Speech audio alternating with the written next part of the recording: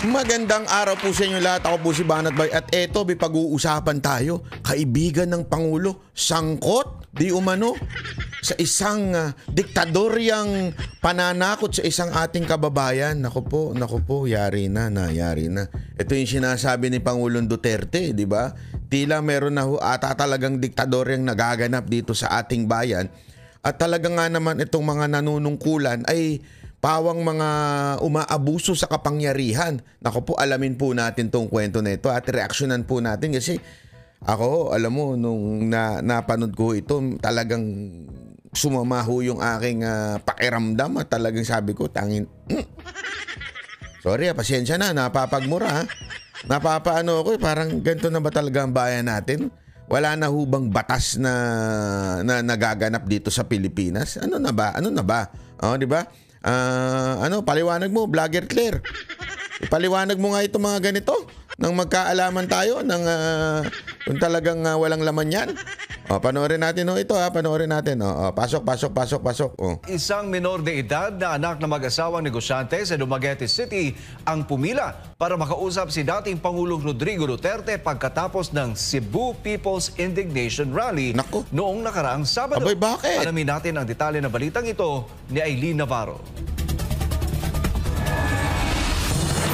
Dahil sa sunod-sunod na insidente ng pananakot sa kanilang pamilya, si Bea Torres, 16 anyos na anak ng mag-asawang negosyante na sina Gaspar at Kitty Torres mula sa Dumaguete City ay nagpasaklolo na nang mag-post ng panawagan sa kanyang Facebook page at sinundan pa niya ito ng isang video post. To President Bongbong Marcos, Vice President Inday Sara, Secretary Jovic Remulla of the DILG, Secretary Jesus Crispin Remulla of the DOJ, the Chief of the PNP, the NBI Director, and the Human Rights Commission. I humbly plead for my family's safety, especially for my parents who have been receiving multiple death threats from anonymous individuals. I sincerely hope that your positions as political leaders can help ensure our family's safety and bring us peace. I kindly ask that our security not be taken away as we still face possible attacks.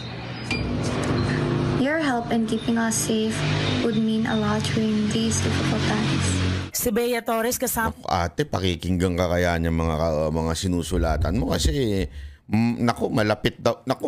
Mukhang malapit ho itong ikinirereklamo mo sa Pangulong Marcos, di umano. Panoorin natin. Yang mga magulang na sina Gaspar at Kitty Torres ay personal na nagtungo sa ginanap na Cebu People's Indignation Rally kamakailan lang, kung saan si Bea ay personal na nagpasaklolo at mangyak-iyak na nagsumbong kay dating Pangulong Rodrigo Duterte dahil sa harassment na nararanasan ng kanyang pamilya. Matatanda ang Disyembre 2 noong nagdaang taon, nag-file si Kitty Torres, ang ina ni Bea, ng reklamong korupsyon sa Ombudsman Visayas laban kay Governor Chaco Sagarbarria. Dahil sa Nako. Si Chaco. Nako po, patay tayo dyan. Sino ba yung Chaco na yan? Nako. Manuel Chaco L. Sagarbarria. Nako, malupit. Sino ba ito? Saan ba yan? Nako, ito po ay Governor of Negros Oriental. Aba, sounds family. Negros Oriental. Sounds family, mga kababayan. Baka sabihin naman ng mga English vocabulary dyan. Sounds familiar. I know. Okay? Sounds familiar. Okay? Sino ho itong si Manuel Chaco L. Sagarbarria? Ay, siya lang naman po ang pumalit nung namatay po yung pumalit kay Digamo. Okay. Ulitin natin para mas malinaw. Following the assassination of Governor Ruel Digamo, March 4, 2023, alam naman natin may karumal-dumal na nangyari diyan sa Negros wherein namatay po ang kanilang gobernador. Malupit ang sabihin, ito ay matinding pangyayari. Ito ay nationwide na nangyari, pinatay. At pinagbintangan ng mga Tebes. Sabi nga nila, in every crime, you should check the motive. Diba? So, Sa bawat krimen daw, kailangan mong malaman kung anong motibo para mapatunayan mo ang isang tao o malaman mong isang tao kung meron ba itong kinalaman. Diba? So si Digamo namatay. He was replaced by si Carlo George Joan Guido Reyes. Assumed the governorship of Negros Oriental. Ibig sabihin, ang pumalit po ay si Reyes, Governor Reyes. Tragically, Governor Reyes passed away on May 31, 2023 after 3 months in office. Nako, patay tayo dyan. Biglang namatay yung ipinalit. Okay, sino pumalit ngayon nung namatay yung pinalit kay Digamo? Subsequently, Vice Governor Manuel Chaco Sagarbia ang pumalit. Nako. Eto daw ang pumalit na gobernador. Patay tayo dyan. Nako.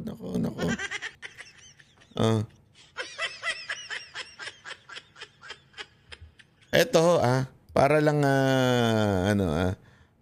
wait lang alamin lang natin. Anong kinamatay ni Governor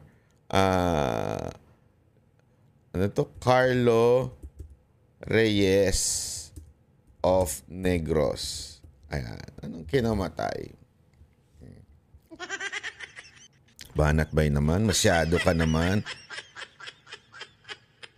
Dahil sa isang karamdaman. Ayan. Bagaman, kinumpirma ng opisyal lalawigin ng kanyang pagpahal, hindi sila pinahintulutan. Nako.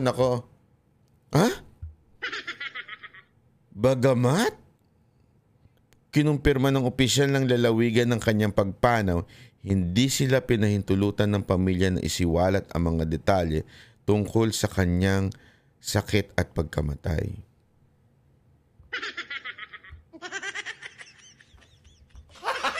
Gago! Bakit? Bakit mo naman ako sinasabihan ng gago?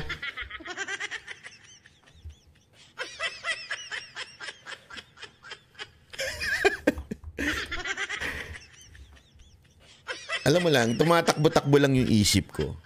Pero, sige, tuloy natin. Basta, after 3 months na pumalit ni Governor Reyes, after 3 months, pumanaw ito at pumalit ho ito. Anong dahilan ng pagpanaw? Dahil daw sa sakit, pero hindi na detalye. Okay. Sige. Tuloy, banat bay, ha? Tuloy mo lang. Easy. Tuloy mo lang. Umano ng tig 500,000 piso kada quarry operator na kliyente nila kapalit ng permit to operate. Nako, meron daw siyang di umano, allegedly kinikilan na 500,000 pesos kada operator ng quarry. Nako.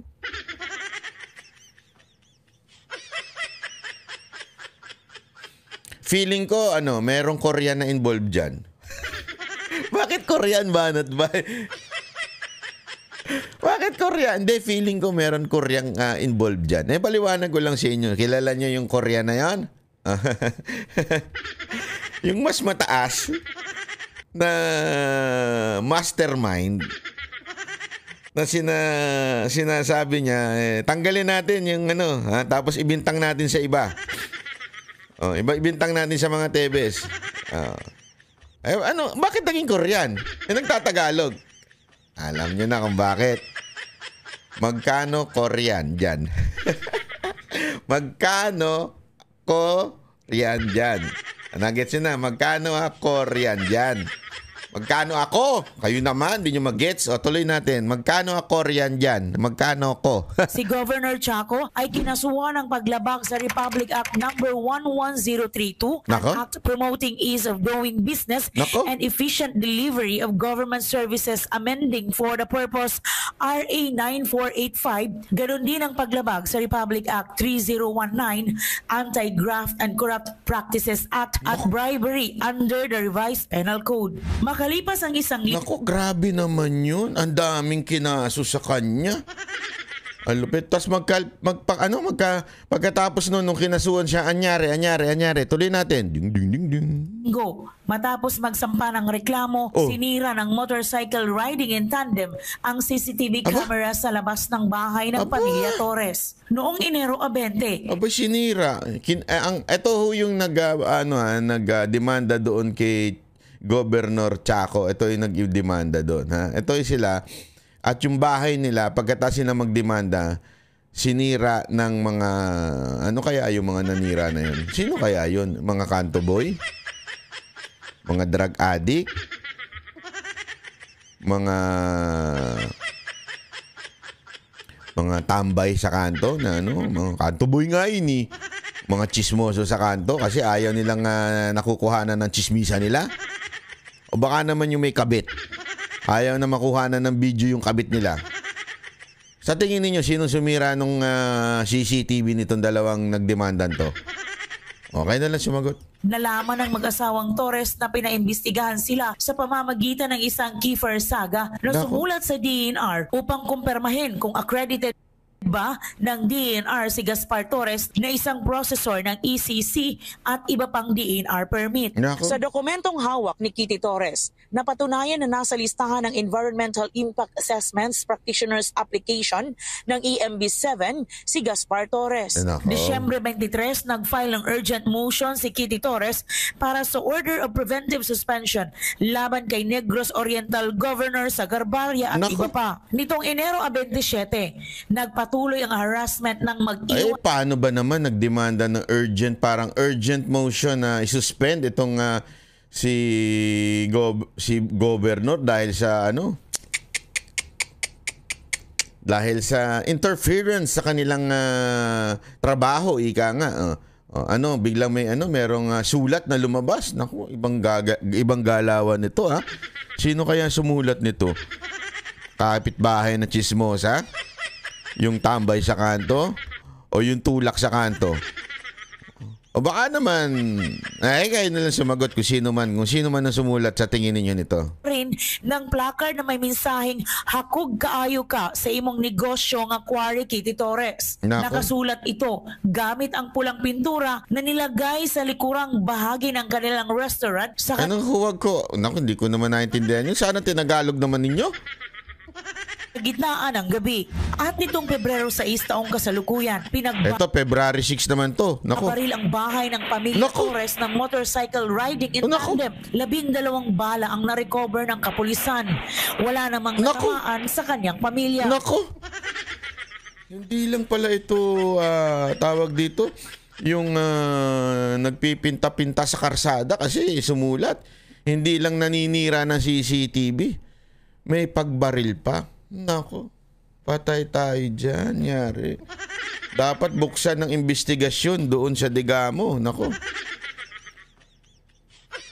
Kung sino man, wala akong sinasabit, wala akong tinutukoy kung sino man ang gumawa niyan, pero baka may merong relasyon niyan doon sa pangyayari doon sa Digamo. Tapos parang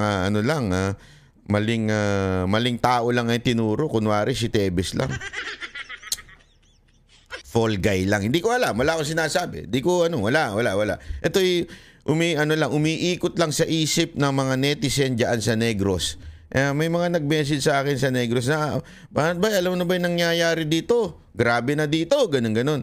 Itong ganyang may mga baril. Nakala ko ba hindi, ito. Sige, diretsuhan tayo. Akala ko ba ang mga notorious dyan Tebes, di ba? Akala ko ba sila kaya ang gagawa nito para makabalik si Congressman Arnie Tebes at maging governor? Hindi, ako nagtatanong lang Medyo, kasi parang parang sabi ko, akala ko ba sila yung nanggugulo dyan? Kasi yun ang nagsasabi, Banat ba, di mo kilala mga Tebes? Akala mo kilala nila no?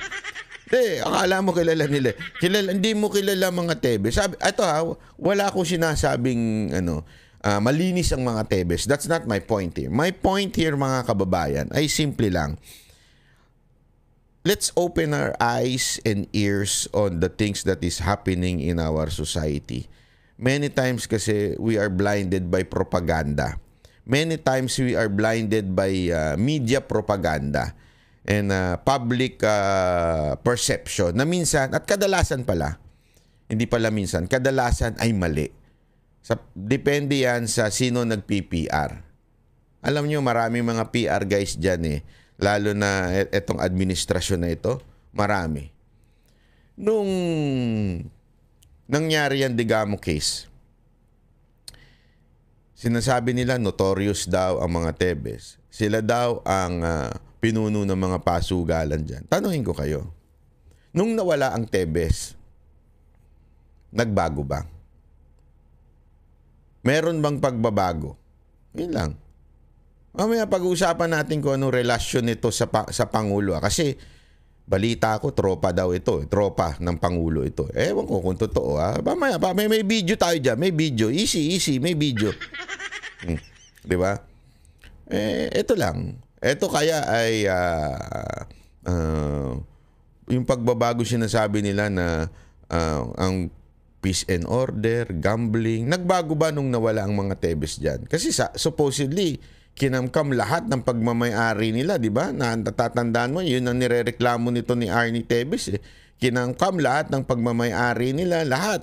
Pati mga pasugalan dyan, na legal ha, yung legal.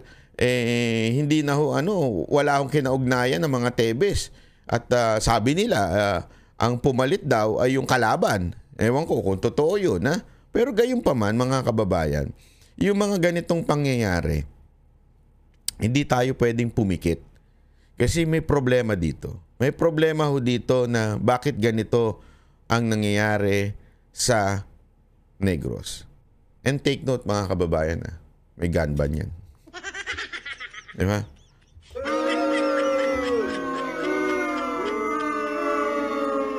Kaya, segue ako ng kapiraso. Kaya yung sinasabi ng isang abogado dyan, yung bobong abogado na walang kaso, o kung may kaso man, puro talo. Yung abogadong bobo dyan, pangalanan nyo na lang din, yung pangalan ng bobong abogado na yun. Nasabi niya kasi, nagsabi ako sa isang Facebook post ko na may isang merong isang, may patakaran ng gobyerno, yung gun ban, ay wala hong na idudulot na maganda. As a matter of fact, nakakasama. Bakit? Dahil ang mga kriminal, hindi naman po sila, wala ho silang lisensyadong mga baril. Ang mga baril ho ng mga kriminal ay mga hindi lisensyado. Okay? Loose firearms, ika nga. And they do not respect whether may gun ban o walang gun ban, hindi sila magdadala. No. Kasi nga walang alam ho itong abogadong to pagdating sa probinsya. Sa probinsya wala ho yan. Gun ban o may gun ban, lalong-lalo na doon sa mga magugulong lugar. Wala akong pakialam ang mga kriminal dyan. Bibit-bitin at bibit-bitin nila yan. Sino ang tinanggalan mo ng baril during gun ban?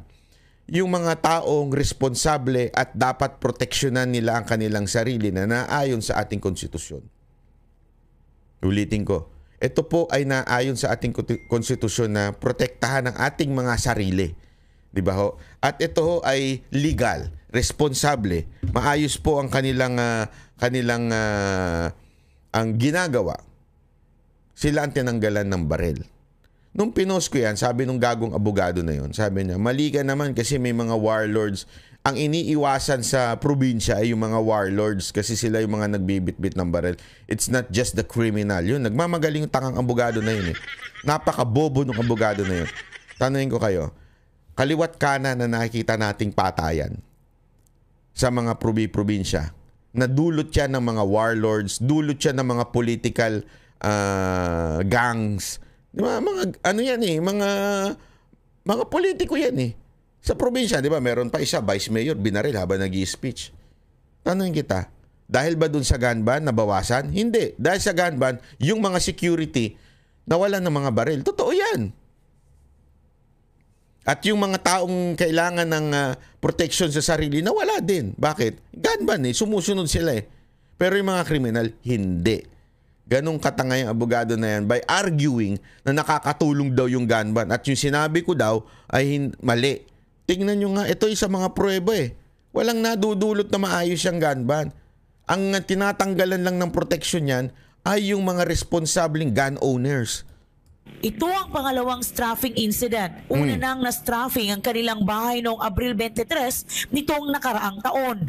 Matapos si Kitty Torres humarap sa Senate hearing, may kinalaman sa kasong pagpatay ng isang media man sa Dumaguete City. Kamakailan dumulog na sa Commission on Human Rights ang mag-asawang Torres, ganon din sa Ombudsman Region 7 at sa NBI. Sa ngayon, ang mag-asawang negosyanteng Gaspar at Kitty Torres ay binigyan ng PNP ng 2 gwardya upang masiguro ang seguridad nito. Subalit pilit ring pinapatanggal ng kalaban niyang anyay nang haharas sa kanila. Ano daw? May guard, pero sino nagpapatanggal? Binigyan sila ng protection, ano yun matik yun pagka ikaw ay may bibigyan ka ng gobyerno o kahit, depende yan. Depende yan. Alam mo naman si Marbil may sariling mundo yan Kaya nga 'di ba yung mga lehitimong may death threat na Duterte supporter, mga lehitimo ito, ito may mga papel ho ito mga ito When you say lehitimo, back up ho ito ng dokumento. Walang pakialam si Marbil dyan. Basta Duterte supporter ka, tatanggalan ka. And I know a lot of people tinanggalan niya because Duterte supporter. Ayoko na lang pagpangalan kasi para hindi mabulgar yung kanilang mga threat. Pero tinanggalan ni Marbil. Bakit? Ang sabi niya, bakit may yan? May PSPG yan. Ganun yun. Kahit na, kaya, alam mo, sa totoo lang, dahil sa ginagawa niyang yan, pinapakita niya talaga na diktador sila. Diba? Eto, binigyan niya. Pero pinatatanggal naman nitong accusation nila, hindi accusation ko, accusation nito mag-asawa, pinatatanggal daw nung gobernador o yung pinatatanggal nung kalaban nila. Yan ang ina-allege nila. Nang dahil lang sa kaso na finailed ko against sa kanila, okay lang kung ako at saka yung asawa ko, may mga anak kami dito sa loob ng bahay namin, Miss Ai. So ngayon ang panawagan ko, diretso na ako kay PNP Chief Marbil at saka kay DILG Secretary. Alam ko naman, tatay din sila. Sabi nga ng anak ko, Mama, I write sa sinulat ko yung letter doon kasi desperate na daw siya, nanawagan daw siya na sinasabi niya, PNP Chief, tatay ka naman, please po, tulungan mo kami kahit hindi mo naman ako anak. Bagamat puno ng pag-aalala sa kanyang pamilya, naniniwala ang mag-asawang Torres na makakamit rin ito ang hustisyang nararapat para sa kanila. Ang tanggapan ng SMNI News Visayas ay bukas para kay Governor Chaco Sagarbari. Governor Chaco, ako din, bukas din ako sa inyong sagot. Tungkol dito sa accusation ng mag-asawa na ito. Alam nyo, medyo mabigat po yung accusation na ito dahil inaakusahan kayo ng mga tulad ng pagtanggal ng CCTV, yung pagsulat-sulat, inaakusahan kayo. Tapos yung tao nyo daw yung sa pagbabaril-baril. So matinding akusasyon yan. Plus yung pangingikil nyo pa. At pati yung mga kaso. So kung kayo ay open po ako na na kayo ay marinig ang inyong panig kung gayon din ang SMNI. Kami ang boses ng masa, hindi natatakot. Katotohanan lang, di kami nalulunod. Walang bahid ng sismis, lahat ay totoo. Kahit sino ka pa, pag mali ka babanatan ka. Walang pinipili kulay, wala kaming kinikilingan. Basta para sa bayan, kami lalaban. Pagdama palakpakan, pag mali banatan. Di matitinag, di matatakot, para sa bayan tuloy ang sigaw. Sa harap ng kamera, walang halong takot. Mga baluktot, lahat kayo'y tutumba. Ang hustisya at totoo, yun lang ang mahalaga. Kahit sinong harang, di kami matitinag. Walang Pilipino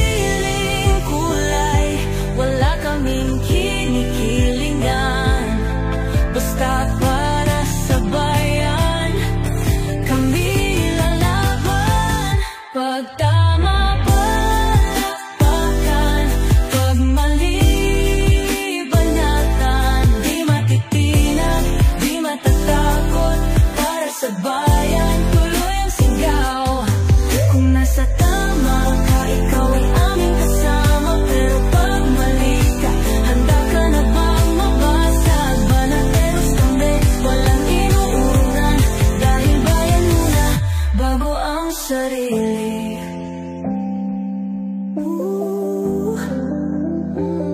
Bago ang sarili.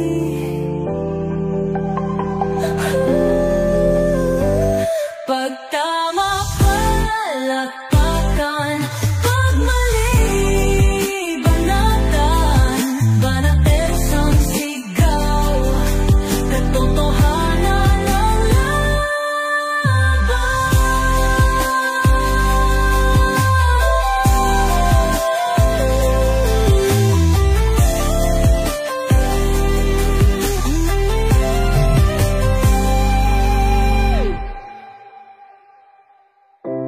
Sa